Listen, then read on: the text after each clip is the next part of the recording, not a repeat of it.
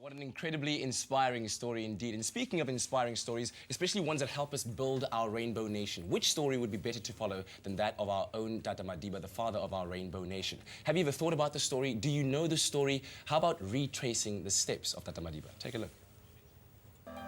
This Saturday marks the anniversary of Madiba's release after 27 years in prison. Measuring 2.4 by 2.1 meters, his new accommodation took some getting used to. So only 3 nights in this room, and he said, please give me something smaller. In December 1988, Madiba was placed under house arrest. In this 3-bedroom home, he spent the final 18 months of his incarceration. When he came here, he was 25 and a half years already in prison. So the morning of the 10th of December, Madiba actually walked through this house and he said, this house has 2 TVs, referring to the microwave. One official started to laugh. He said, that's not a TV, it's a microwave. Madiba said, no, what's that? The official came, boiled some water, said, come feel it's hot. Madiba did not believe him, so what he did, he came and put his finger inside, actually burned himself. So it was his first ever encounter in this house with a microwave oven. Nelson found a new hobby and enjoyed being in the garden. He would sometimes spend the whole afternoon caring for his plants. This lemon tree, this very lemon tree, was planted by Madiba himself. That's incredible. Do you mind if I take a lemon home with me? Please do, please do. Many people take some of the fruit, so please do. Really? Yeah. Grow my own little Madiba lemon tree. Here, how about this one here? Perfect. On the 11th of February 1990, Madiba, with Winnie by his side and the whole world watching, casually strolled on his long walk to freedom, marking the beginning of a free South Africa. I must say, what a way to once again realize the importance of all of us working together to build this beautiful rainbow nation of ours. Now, we're joined this morning by the Regional Commissioner of the Correctional Services, Delegate Class, as well as Drakensberg Communications Manager, Manfred Jacobs. Good morning, gentlemen. Welcome back to the show. Good morning to you and to the listeners. It's good to have you back. Now, Commissioner, from a departmental point of view, how important is it and why is it so important that we celebrate Tata Madiba's life? I'm sure you would recall that Tata Madiba spent 27 years of his life in a correctional facility.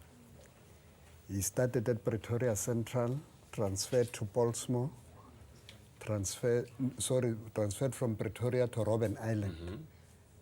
From Robben Island to Portsmouth, from Portsmouth to Drakensberg. At the time it was called Victor Verster Prison.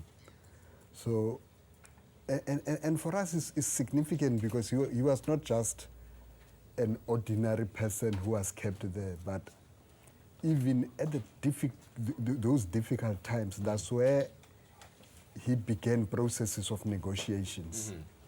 The house that you just saw there, he was not just kept there as a prisoner, but in fact I would say his kept us were his prisoners, because everybody went there to talk to him, to consult him, to ask him what to do, how is the way forward.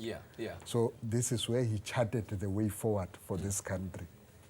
And it was 25 years ago, if you'd recall, that on the 2nd of February, I would say the then President F.W. de Klerk crossed that Rubicon and arrived at a determination that the time has come to unban all political organizations and release Tata Madiba.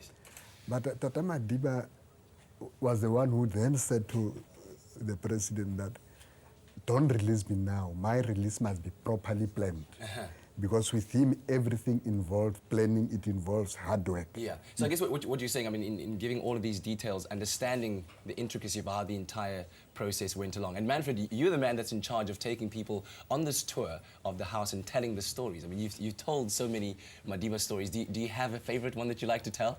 Well, the one certainly is about the microwave oven. Yes. You know, quite funny because Madiba thought it was funny when he walked in the house and he saw both the microwave and the television. Yes. And he basically said, well, this house has 2 televisions. So quite funny, I think. But more importantly, I think the one thing that stands out for me is the mere fact when Tata said, when you walk out of the gates of the then Victor Verster, he realized if he have to walk out still being angry, still being bitter, he would remain a prisoner.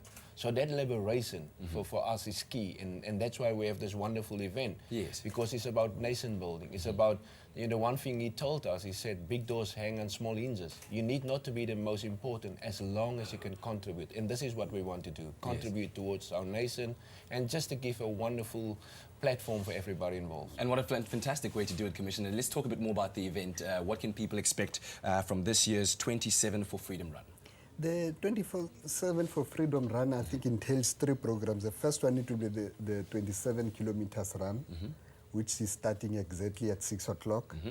From there, we'll have a 10-kilometer run, and then we'll have a 5-kilometer run. And with the 5-kilometer run, there'll also be a 5-kilometer fun walk.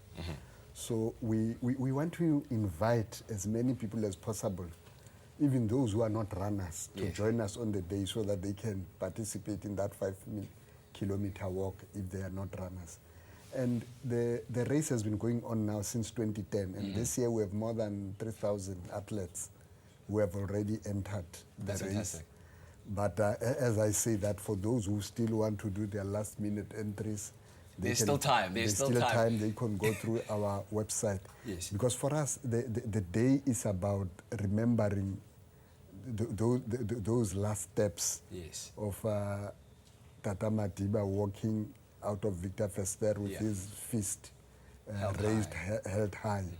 And as you would see, all these races are starting just next to the statue of Tata Madiba at the gates where There it is, the last walk. So that's where the starting point of the race will be. And if That's you're where looking the for more details, it is happening at the Drakenstein Correctional Centre, just outside Paarl. And as the Commissioner said, will be a lovely day, not just for those who are, I guess, extreme runners taking on the 27 kilometres, but for all those families who also want to have a fun-filled day. Gentlemen, thank you very much for joining us this morning. And I hope that you'll be taking part at the event as well. We'll see some pictures of you there.